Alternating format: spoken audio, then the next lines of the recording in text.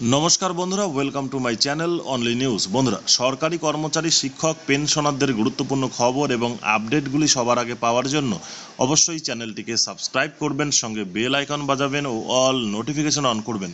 বন্ধুরা, ভ্রমণ ভাতা নিয়ে বিরাট ঘোষণা। সরকারি কর্মীদের বড় সুখবর দিল পশ্চিমবঙ্গ সরকার। সম্প্রতি রাজ্য সরকারি কর্মীদের জন্য একাধিক ভাতা ও সুবিধার কথা ঘোষণা করেছে পশ্চিমবঙ্গ সরকার। এই আবহে এবার সরকারি কর্মচারীদের ভ্রমণের ক্ষেত্রে বিশেষ সুবিধা ঘোষণা রাজ্য সরকারের। ভ্রমণ ভাতা, ট্রাভেল অ্যালাউন্স সংক্রান্ত গুরুত্বপূর্ণ মেমো জারি করেছে অর্থ দপ্তর।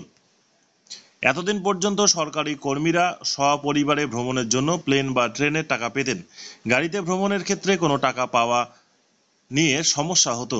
বলে রাখা ভালো, এতদিন গাড়িতে ভ্রমণের জন্য কোনো সংস্থান রাজ্য সরকারি কর্মচারীদের জন্য ছিল না। তবে এবার এই নিয়েই বিরাট সিদ্ধান্ত।